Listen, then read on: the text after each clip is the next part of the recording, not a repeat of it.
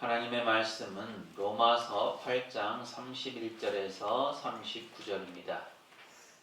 그런즉 이 일에 대하여 우리가 무슨 말 하리요? 만일 하나님이 우리를 위하시면 누가 우리를 대적하리요?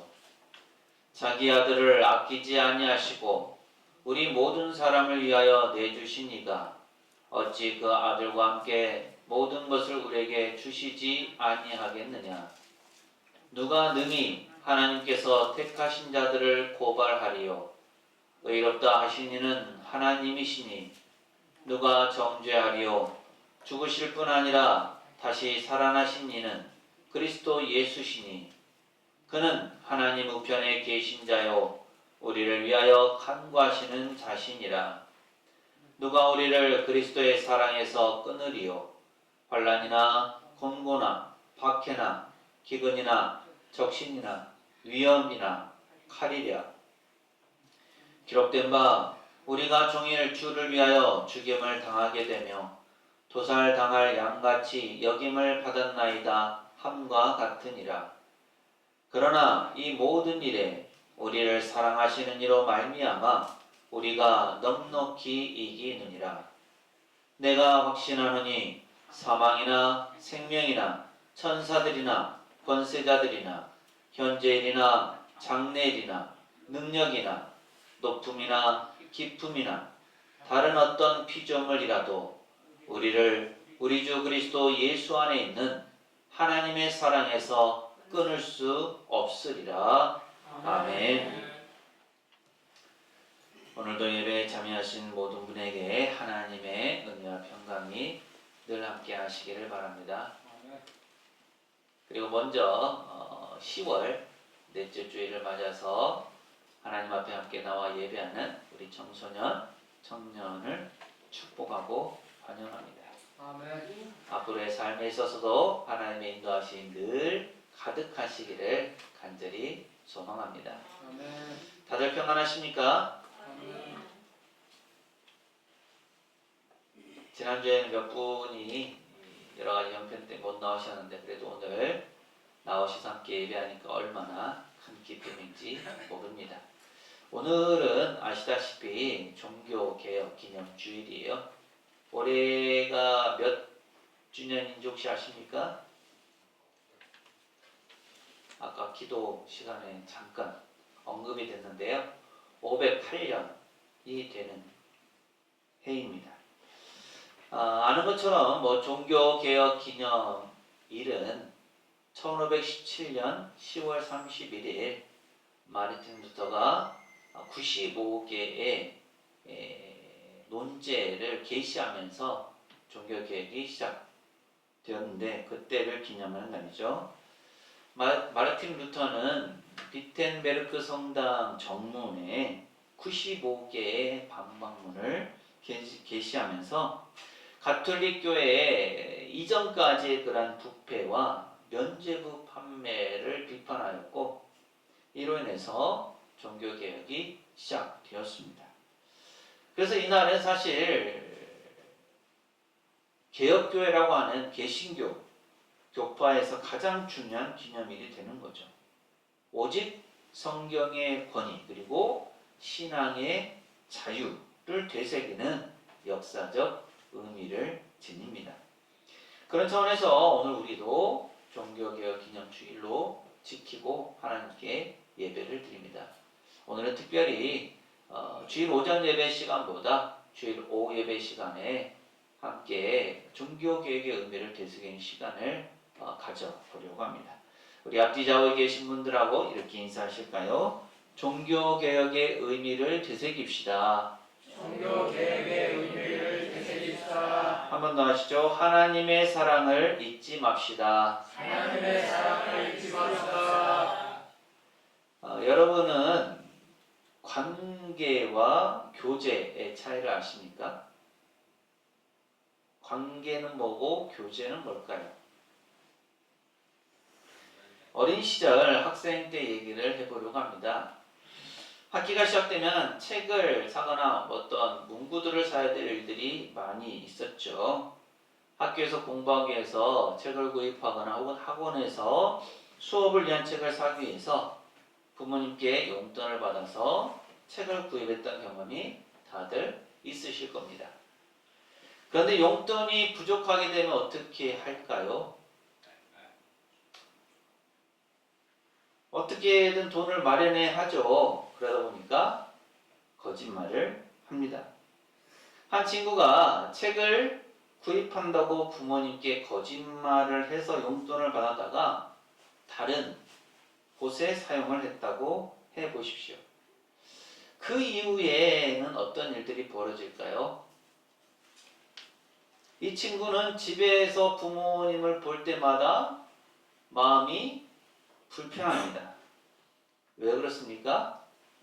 거짓말을 했기 때문이죠.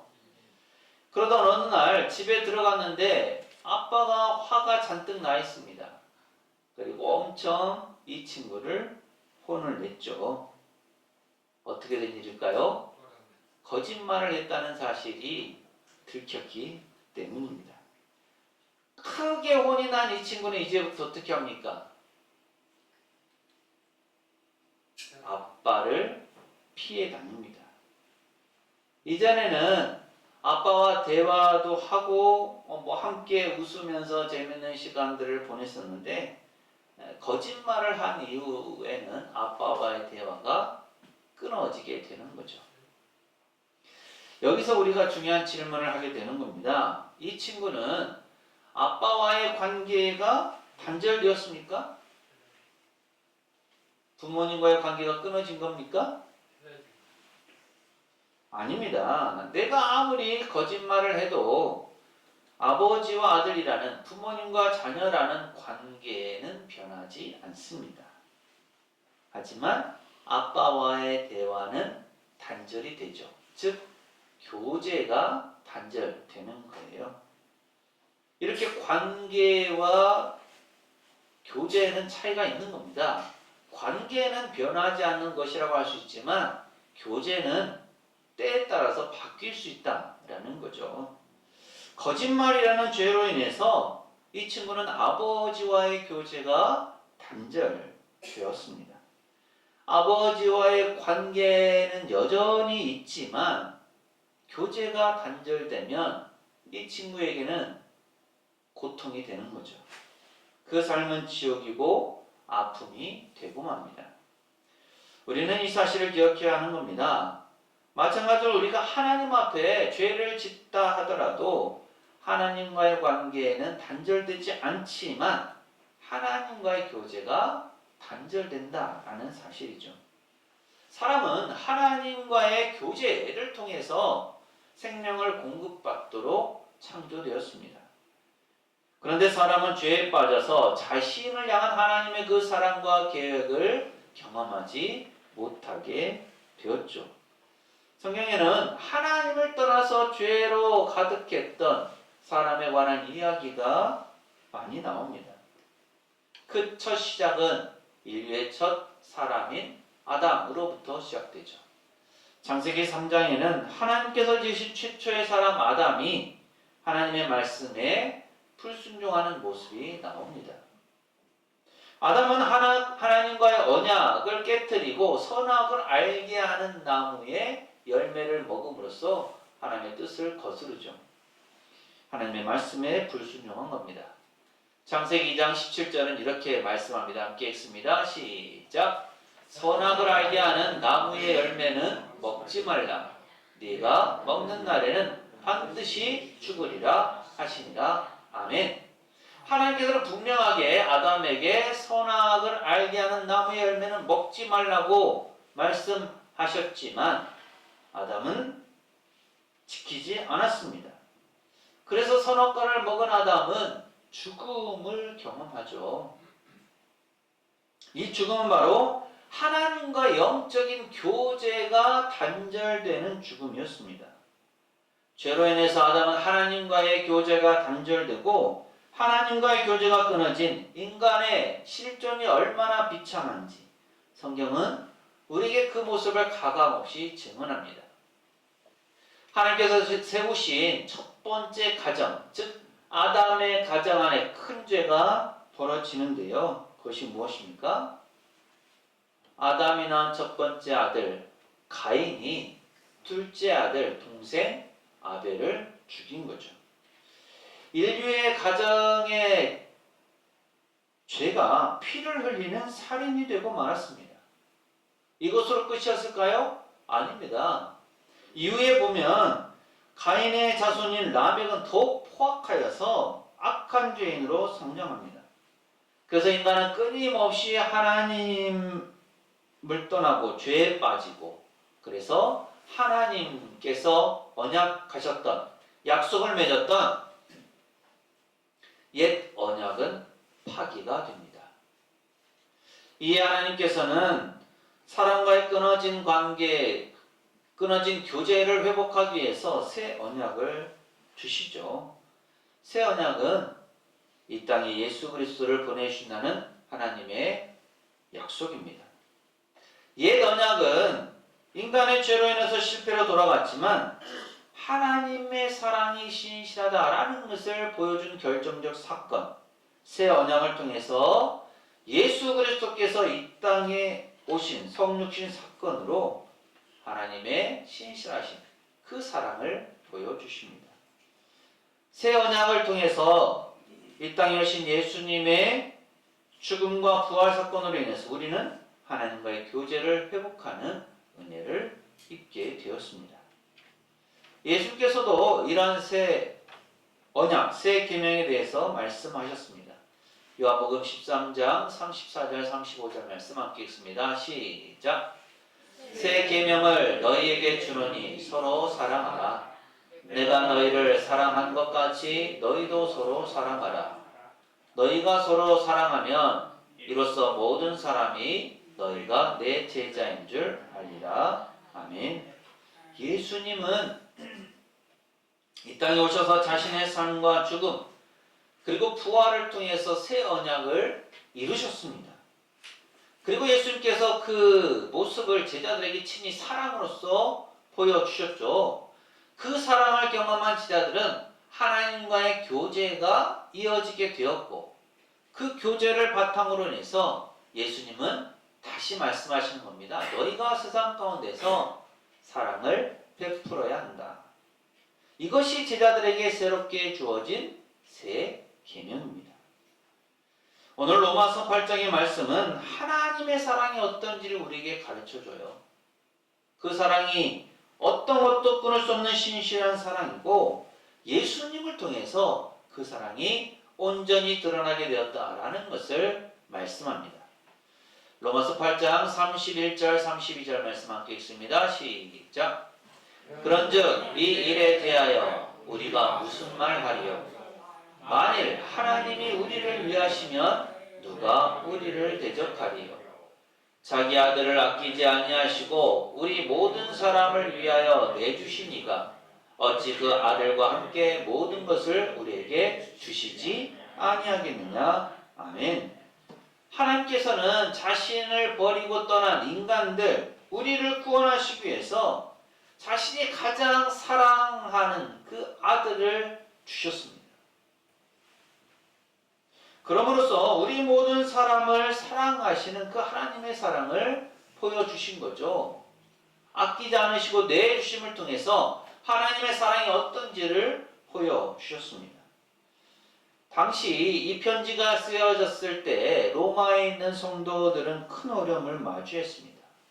박해가 있었고요, 질병이 있었고요, 투옥이 있었고, 심지어는 죽음까지 이르렀습니다. 이 때문에 때로는 하나님께서 우리를 버리신 게 아닌가, 자신을 버리셨다라는 그 두려움에 쌓이기도 했습니다. 이런 이들을 향해서 바울이 담대히 선포하는 겁니다. 죽음도 생명도 천사도 어떤 권세도 우리를 향하신 하나님의 사랑에서 끊을 수 없고 막을 수 없다는 겁니다. 중심 구절에는 로마서 8장 35절에서 39절을 메시지 성경은 이렇게 표현합니다. 그 무엇이 우리와 우리를 향하신 하나님의 사랑을 갈라놓을 수 있겠습니까? 절대 있을 수 없습니다. 고생도, 난관도, 증오도, 배고픔도, 노숙도, 위협도, 협박도, 심지어 성경에 나오는 최악의 죄들도 마찬가지입니다. 당신을 증오하는 자들은 눈 하나 깜빡 않고 우리를 죽입니다. 그들의 손쉬운 표적인 우리는 하나씩 하나씩 처치됩니다. 그 무엇도 우리를 동요시키지 못합니다. 예수께서 우리를 사랑하시기 때문입니다. 나는 절대적으로 확신합니다. 그 무엇도 산 것이든 죽은 것이든 천사적인 것이든 악마적인 것이든 현재 것이든 장래 것이든 높은 것이든 낮은 것이든 생각할 수 있는 것이든 생각할 수 없는 것이든 절대적으로 그 무엇도 우리를 하나님의 사랑에서 떼어놓을 수 없습니다. 우리 주 예수께서 우리를 꼭 품어 안고 계시기 때문입니다. 이런 말씀들은 사실 우리 신앙인들, 그리스도인들의 정체성을 정의합니다. 무슨 말입니까? 그리스도인의 정체성을 결정해 주는 것이 바로 하나님의 사랑이다 라는 말씀이죠.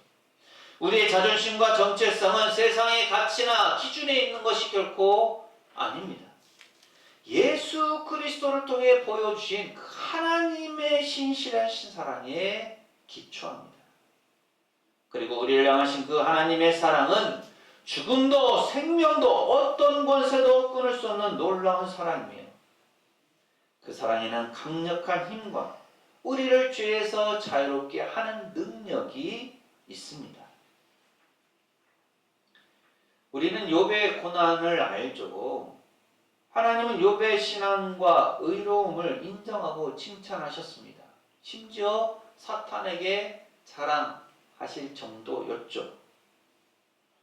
그런데 그로 인해서 사탄은 욥을 시험하는 고난을 받았습니다. 그래서 그 이후에 무슨 일이 벌어집니까? 욥이 크나큰 고통을 당하게 됩니다. 처음에는 욥이 소유하고 있었던 모든 것을 잃었습니다. 심지어 자녀들까지도 잃고 말았죠. 그 다음에는 몸에 난 종기로 인해서 질그릇 조각을 가져다가 자기 몸을 긁어야 했습니다. 아내에게도 외면을 당했죠. 친구들이 찾아와서 위로해 준다고 했지만 별다른 도움이 되지는 못했습니다. 그런데 이렇게 사랑하는 자녀가 욥이 당하는 고통을 바라보시는 하나님의 마음은 어떠셨을까요? 감히 짐작할 수도 없지만 아마도 욥의 고난보다 더 큰 아픔과 괴로움 가운데 계시지 않으셨을까요? 사탄에게 시험을 허락하셨기에 욥에게 닥친 고난을 하나님은 바로 되돌릴 수 없으셨고 그러셨기에 시련의 기간이 지난 후에 하나님은 욥에게 나타나셔서 말씀하셨습니다. 그리고 여러 질문과 말씀들을 통해서 하나님의 뜻이 무엇인지를 분명하게 가르쳐 주셨죠. 야고보서 5장 11절은 이렇게 말씀합니다. 함께 읽습니다. 시작.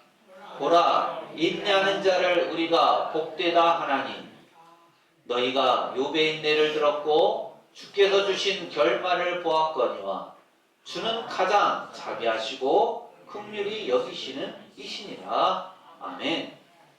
우리는 욥에게 일어난 사건, 고난에 많은 관심을 가지지만 성경은 욥의 인내, 욥이 견뎌냈던 인내를 말씀합니다. 그리고 그 안에서 하나님이 어떤 분이신지를 가르쳐 주시죠. 결코 욥의 고난을 외면하거나 그 아픔을 눈 감고 있지 않으셨다라는 겁니다. 오히려 그 욥의 고난 가운데, 욥이 인내하는 모습 가운데 하나님께서 그 과정을 통해서 가장 자비하시고 긍휼히 여기시는 분이시다라는 것을 나타내 보이십니다. 하나님께서 욥에게 주신 결말이 무엇입니까? 욥기 42장 10절은 이렇게 말씀합니다. 욥이 그의 친구들을 위하여 기도할 때 여호와께서 욥의 공경을 돌이키시고 여호와께서 욥에게 이전 모든 소유보다 갑절이나 주신지라. 하나님은 욥의 기도를 들으시고 친구들의 잘못을 용서하셨습니다. 또한 그의 재산을 회복시켜 주셨는데 이전의 모든 소유보다 배를 주셨습니다. 갑절의 복, 여기에 하나님의 은혜가 있습니다. 고난 가운데도 잘 참고 인내한 욥을 하나님은 기쁘게 보시고 고난 가운데 그 과정 가운데 함께 하셨던 하나님께서 복에 복을 더하여 주신 겁니다. 우리를 하나님께 나아가지 못하게 하고 하나님께 무릎 꿇지 못하게 하는 세상의 가치와 돈, 명예, 권력은 모두 하나님 앞에 무너집니다. 우리를 묶고 있는 모든 사탄의 사슬에서 자유롭게 할 수 있는 것은 오직 하나님의 사랑입니다. 우리를 향한 그 하나님의 사랑은 어떤 것도 그 무엇도 끊을 수 없습니다. 이런 찬양이 있습니다.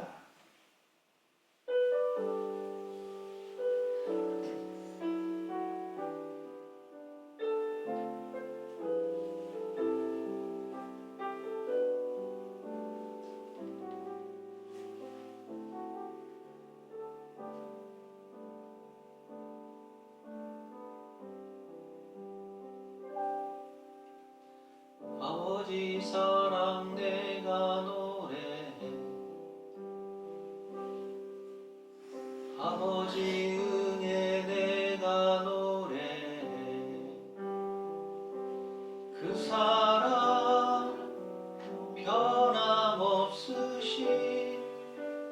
거짓 없으신 성실하신 그 사랑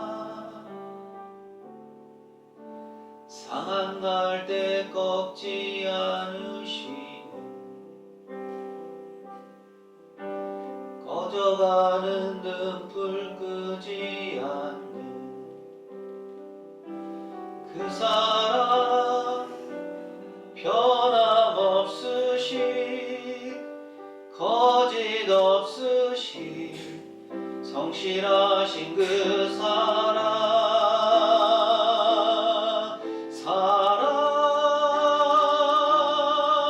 그 사랑 날 위해 죽으신 날 위해 다시 사신 예수 그리스도 다시 오실 그 사랑 죽음도 생명도 천사도 하늘의 어떤 곳에도 끊을 수 없는 영원한 그 사랑 예수.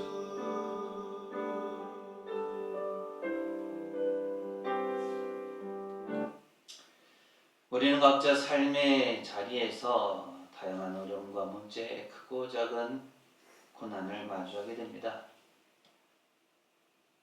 크나큰 고난의 시간을 통과하고 있는 사람에게는 하나님의 사랑이 먼 이야기처럼 들릴 수도 있죠.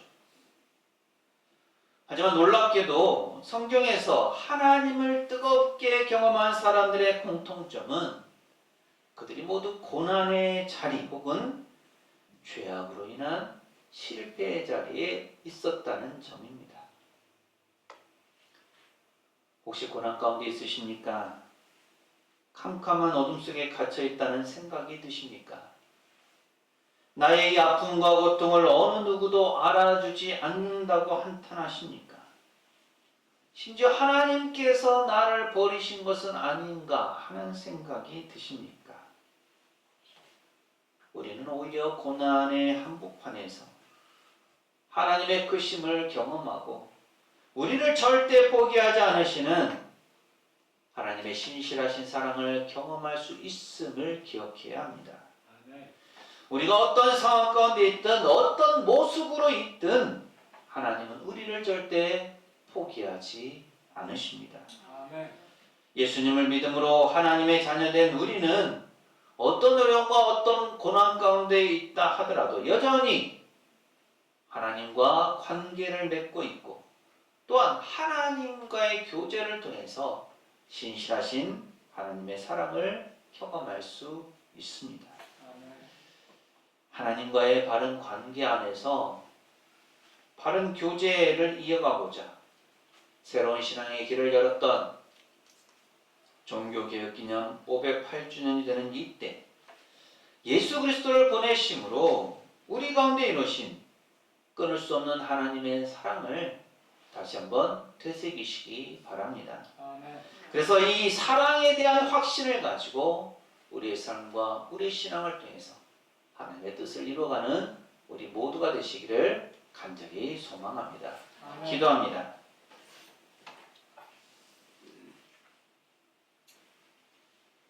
때로는 고난이 저희를 힘들게 합니다. 외로움의 눈물을 흘리기도 합니다. 혼자만 있다고, 아무도 관심을 가지지 않는다고 속상할 때도 있습니다. 심지어 하나님마저 버린 것은 아닌가 하는 생각이 들기도 합니다. 그럴 때마다 말씀을 통해 하나님의 은혜를 되새기게 하옵소서. 예수 그리스도를 통해 이루신 하나님의 사랑을 기억하게 하옵소서. 고난 가운데서도 변하지 않는 하나님과의 관계 안에서 교제하게 하옵소서. 그래서 주님께서 다시 오시는 그날까지 사랑의 확신 가운데서 믿음을 잘 지켜감으로 승리하며 하나님의 나라를 확장해 가게 하옵소서. 예수님 이름으로 기도합니다. 아멘. 하나님의 사랑은 어느 누구도 그 무엇도 끊을 수 없습니다. 우리는 하나님의 끊을 수 없는 사랑 안에 거하는 하나님의 자녀입니다. 사랑하는 새성교회 교우 여러분, 이 말씀을 가슴에 새기고 세상으로 나가십시오. 하나님께서 우리와 함께 하십니다. 지금은 우리 주님 예수 그리스도의 은혜와 아버지 하나님의 무한하신 사랑하심과 보혜사 성령님의 충만 교통하심이 하나님의 끊을 수 없는 사랑 안에서 하나님과 바른 관계, 바른 교제를 이어가기를 소망하는 세상교회 모든 교우들 가정과 삶과 생업과 사역 위에 이 한 주간의 모든 생활 가운데 오늘 예배 참여한 모든 이들과 우리 교회 위에 영원토록 함께 하시기를 간절히 축원하옵나이다. 아멘.